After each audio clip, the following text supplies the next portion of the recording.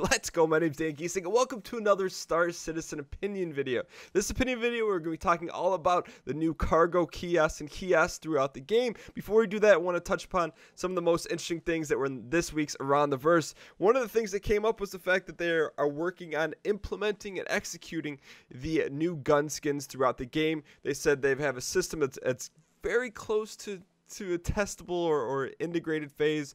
They actually showed a revolver or a pistol with the pink gun skin on it. A while back, we saw a kind of a bitmap sheet of multiple styles of guns, so that was cool to see. Another thing they slid into this week's Around the Verse was they showed a Gladius taking off from some sort of a large capital S ship, which was very cool to see.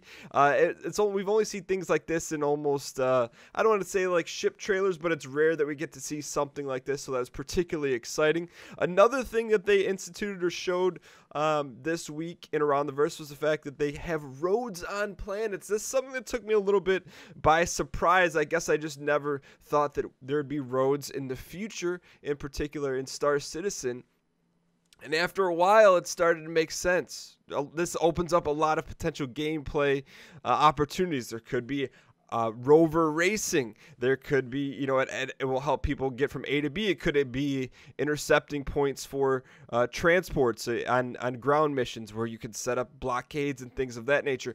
But importantly, they went into detail about how easy it is going to be to do this sort of things with the system they implemented. But I'm more interested from a gameplay standpoint and what it does for unique situations. And I think it's cool. It's just something I had never thought of seeing in Star Citizen. Another thing they showed a quick glimpse of was different gravity on planets. So depending on the planet or moon or whatever that you're on, there's going to be different gravity levels. And it's kind of funny to see the chicken arms and bike wheeling to do that. But another thing they showed was another glimpse of a new locale or some areas of interest with, in particular, the admin office, which is cool to see. Starting to see 3.0 come to life a little bit. But of course, the big chunk of this video was about kiosks, which is directly tied to cargo and trading. And for me, this is probably like if gameplay in terms of dogfighting and gunfighting and getting in and out of vehicles is the #1 priority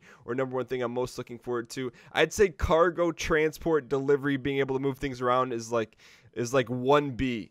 And to see that the UI and the systems they're implementing is really, really exciting because it's going to be such a big feature, and they're spending so much time and detail into it. It's going to be done properly. So we got a quick glimpse at some of the retro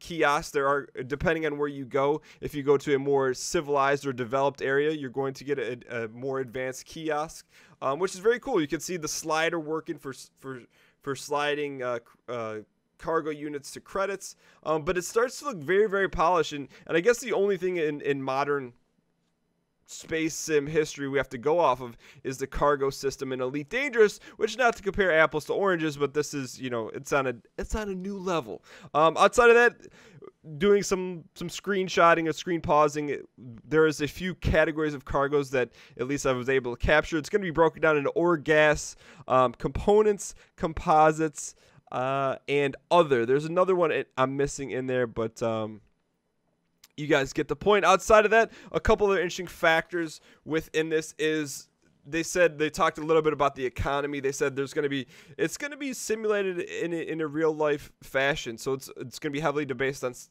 on supply and demand. There's going to be price fluctuation based on, say, if iron is scarce in an area, all of a sudden, or if a trade route gets cut off, all of a sudden you'll see prices fluctuate, which is really exciting because that means players have a chance to impact the economy. And I guess why I'm so excited about cargo and the transporting of cargo within 3.0 is the fact that it just unlocks a whole range of player-based gameplay abilities, meaning that players will be able to do things and create their own gameplay scenarios that isn't necessarily dependent on CIG to do that. In particular, all of a sudden you're instituting some sort of value into money. All of a sudden piracy becomes really important. You have a reason for people to essentially try to hijack a ship, or not even destroy a ship, but maybe use cargo as a bounty, as a transport, or as a mechanism to not have a ship blown up, as I guess like a rite of passage, right? I don't want to say like paying a toll. It also can bring up some unique org gameplay situations. So for example, like capture the cargo, you can hide supplies, you can hoard supplies. So all of a sudden, say your org wants to really drastically impact the economy, I'm thinking you say that you get your whole org to hoard a certain type of metal or ore. All of a sudden you can maybe control the economy in certain areas, which is all very interesting gameplay elements to me. And also, there's just a lot of things you can do with the institution of being able to move cargo in and out and actually have it be a factor in the game. There's just so much you could do, recovery missions, and that's why I'm so excited about having this in the game. Yes, it's going to be a method to be a profession and to generate credits within the game, but beyond that, for someone like myself that just enjoys sandbox type gameplay, it provides an element of value that becomes very, very consequential, which then in terms make things a lot of fun, at least in my opinion. Nonetheless, that one of the things that Chris Roberts said is very important about the whole thing is that because there's so much going on with the cargo in terms of how it's tied into the economy, and there's going to be so much depth to it. It has to be simple and intuitive on the interface side for players to be able to understand and use. And I think that's really smart because I think a game like Star Citizen can become very overwhelming very quick for new players. So as long as they continue to focus on simplicity in terms of things like in the cargo UI, I think it's going to be fun.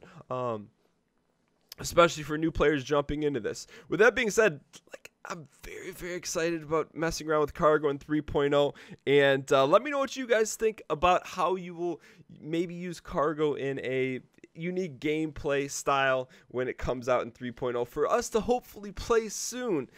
Thank you guys so much for watching this video. Hope you guys enjoyed it. If you guys did, clicking the like button helps out a great deal. And as always, I'll see you guys next week for another Star Citizen opinion video.